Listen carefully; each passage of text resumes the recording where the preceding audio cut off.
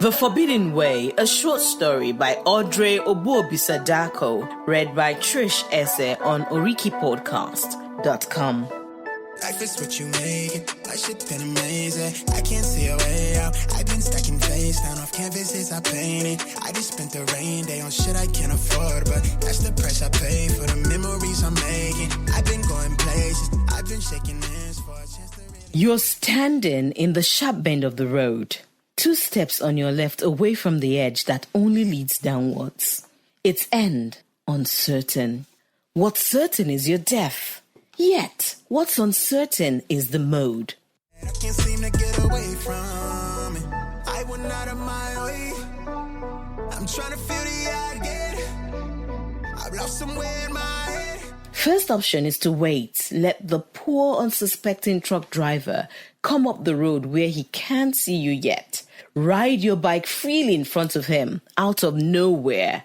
Relish the sounds of his screams as he runs over you, breaks your bones, gets his windscreen sprayed with a picturesque crimson. That way, the blame is never on your head. Your head is squashed anyway. They'll befittingly mourn your end, not criticize or shame you the way they did when they spat on your cousin's grave because he died the forbidden way.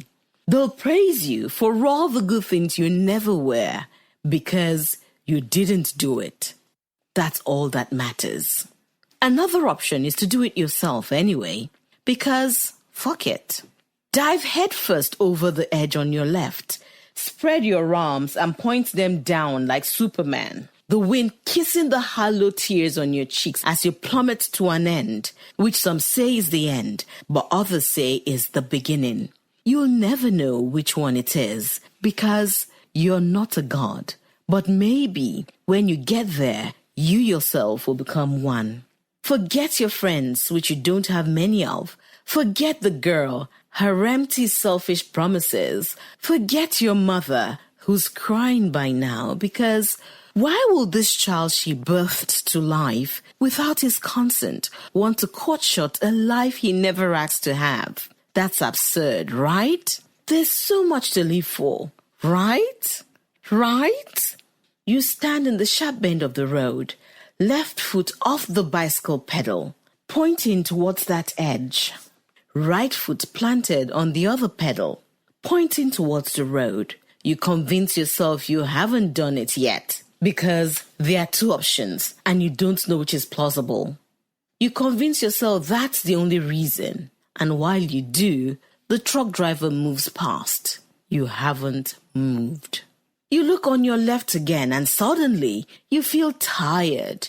You convince yourself you can't jump because you're tired. Diving requires energy. I'll wait another day.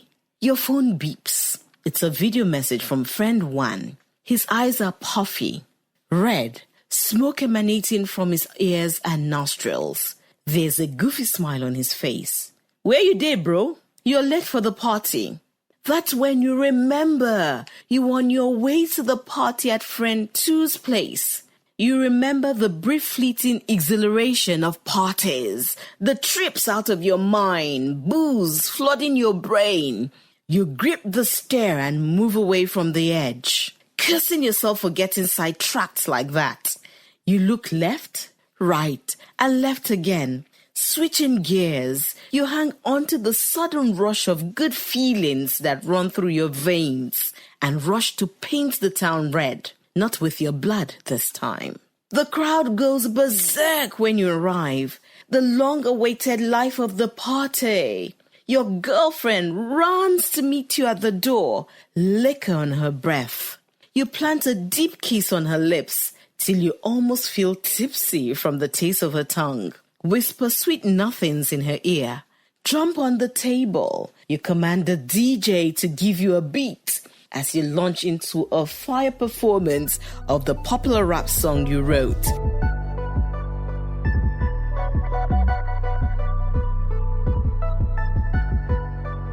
Everybody's singing along, cheering you on. You get lost in the realization of how good it feels. You remember your talent, your passion, the thing that everybody keeps telling you is worth living for.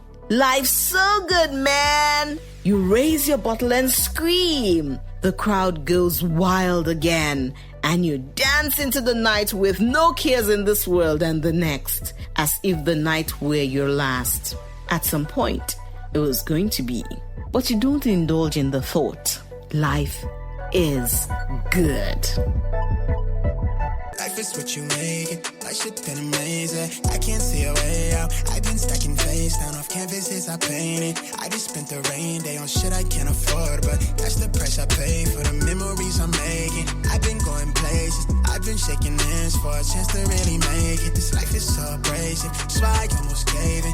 All this shit I'm laying, it's only the foundation. I've been going crazy. Just trying to find a way. I was in the basement, trying to turn the page. I was going through the phase. Nobody see my face. I've been chasing at the paper. Been all in for the waiters. With everything again.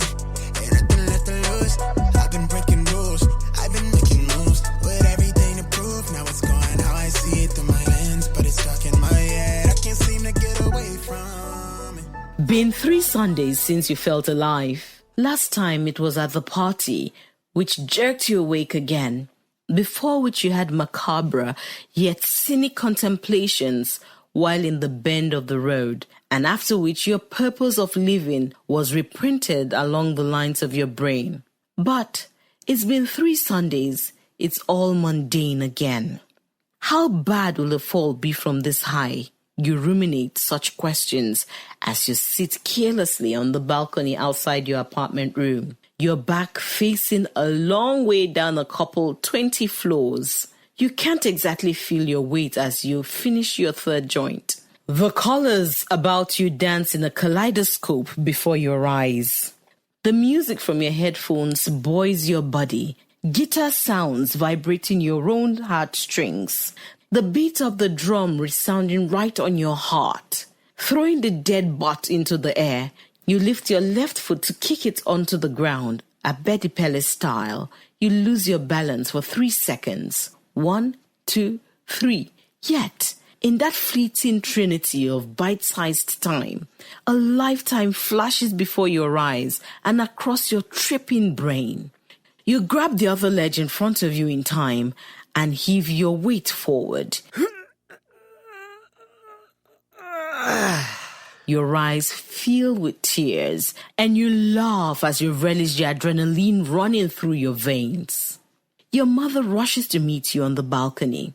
What was that noise? Like somebody was struggling. You smile and hug her, ruffling her church clothes. It's a great day, Ma. She smiles and agrees with you and says something about church. A great day to go to church or something like that. You roll your sleepy red eyes. Tell her to have fun with God. Turn your back to her as she leaves. Stay because of your mother. The prayers she offers for you. Her wishes for a better life for you as you grow in the absence of the best example of a father figure. Stay because she loves you and she made you. Because your life is connected to hers in a very messed up way.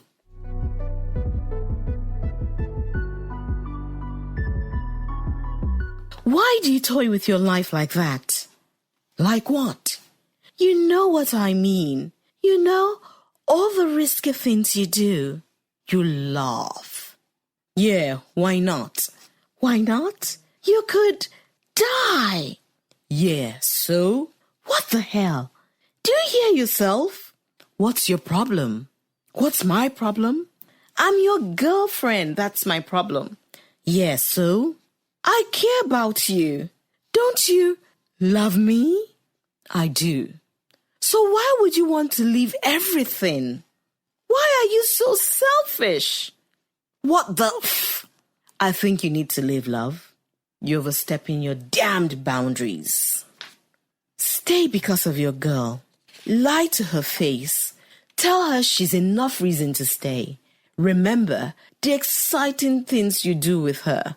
To her, for her. Think of all the times you made love, how she communicated with you in other artistic ways than mere talking. Remind yourself of the promises you gave her, the ones she gave you, of a good life together forever. You dial her number without much thought, the memory of her digits resting easy on your fingertips. You call her by her middle name. Lower your voice. Tell her you love her. Say you're sorry. Listen to her forgive you and tell you she never wants to lose you. Listen to yourself. Tell her you never want to lose her.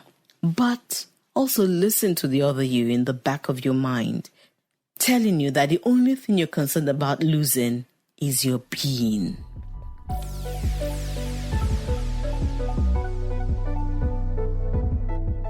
It's been many days, 26, sweet 16 days, and a couple 10 more. You're in the back of the Uber, the love of your life sitting right next to you, her warm hand over yours. You share your earphones with her. Make her watch another of those self-help videos you've been binging on YouTube. She squeezes your hand gently and looks at you long and deep with her warm brown eyes. You pause the video and smile at her. It's not very far-reaching, the smile, but you're not far-reaching either. So it's deep enough. It's genuine, or just about right. You've been feeling everything on the surface, no deeper, being light-hearted, blissful, threading lightly on tiptoes over toxic positivity. Before this day, a couple of things happened. You sort of passed out on the curb outside the police station after getting too cross-faded some nights ago. You sort of told your mother in her face that you wished she had died in place of your narcissistic father. You also sort of went back to stand in that sharp bend of the road again. But how about we don't mention that any of these things happened, because you're on your way to another delightful appointment with the good old shrink, with the love of your life by your side and your new pills in your left hand. You have resolved to live a better life, and everything else was all in your head, because look how wonderful life is right now. You are in the old man's office now. It's like couples counseling. Your girlfriend is talking to your psychologist, talking really fast. She mentions the new things you've done together, the strides she sees you making. The man says something back and she laughs. They are still talking, but you can't hear them anymore. Your gaze rests on the white walls around you. Closing in on you, you wonder, how come you never noticed how lackluster the color was before? How monotonous. The white? Peace? That's why you keep coming to this place with her, to find it, right? But why exactly? Again? You keep staring, searching for colors. You miss the colors. You realize you haven't seen them dance before your eyes in over 26 days. They had made you discard your supply. I went out of my way. I'm trying to feel the I get. I've lost somewhere in my head. I've been out here all on my own. Holding tight to the patch. I'm somewhere near the edge of wishing we never met. I'm scared of being without you. Afraid no one ever know me. I'm out near the edge, and I can't get aside of my head yet. Think like who I'm becoming. It's all I ever wanted. Never like you when you're sober. Only like you when I'm lonely. Got me looking in the mirror for the self-diagnosis. Feel like they villainize me if they ever get to know me. They tell me that you need me. Your phone vibrates in your hand. It's a video message from friend one. Where you dey, bro? They've been blowing on your phone for days. 107 missed calls from female parent. 108 missed calls from Lav. 51 messages from what's his name. Your messaging apps are busting at the ridges with concerned texts from a bunch of people you wished you cared enough to know. Friend 2 passes the stuff to you, but you've had enough. Your phone vibrates again. Why don't you just turn that shit off, bro? That's friend 1. You look at him long and hard and begin to wonder why you thought this was the best means of escapism all these days you've been gone from home. Forget! Next thing you know, you're walking back onto the highway at 2 a.m. Your eyes are expressionless as you indulge the diabolic whispers around your ears and inside your head. Talking slowly, steady steps, you follow your feet's own mind as they embark on a journey they've rehearsed over and over. The memory of the path resting effortlessly on your toes. You look up and you're standing in the sharp bend of the road again. This time, you go closer to the edge and look down. Your left leg goes over the railing and your right leg follows. Back facing the road, your eyes looking ahead at the forbidden side. You whip out your phone. You leave the note on your WhatsApp status. On your Twitter too. Make sure to specify the time, the place. It's not too hard to find. There's a billboard right here. Sprinkle all the right emotions on the message. You want everything to feel as palpable as possible through their phones. A smile tugs at your lips as you punctuate your letter with pathos. A little despair here, some fear there, and the pain. Don't forget the pain. Now you wait. But that's not for long, because here they come. You see a mother's miserable Toyota moving up the road. She parks a safe distance away and gets down. Your girlfriend is right behind her, shining a torch through the bushes flanking the street. You pretend not to see them. Standing on the paling, you turn around to face them. Raise your arms to balance your body on the thin edge. The way down below feels deadlier. Something nice and warm rushes through you. It's been a while. Toss your phone down the edge. Send it ahead of you. You let out a short yell when the throw makes you lose balance. The quivering of your body sends tears to your eyes. That's when they finally see you. Not just your mother and the girl. There's a growing crowd not so far away. Your mother shouts and bawls towards you. You lift your leg and deliberately jolt your body again. She stops short under the street light and falls to her knees. The night light captures her small face, which is ridden with loose skin, cradling fear along its lines. Her eyes look into yours, and you communicate. No words exchanged. The air stands still around you. The crowd across the road grows steadily. They might be talking, murmuring, but you hear no sound.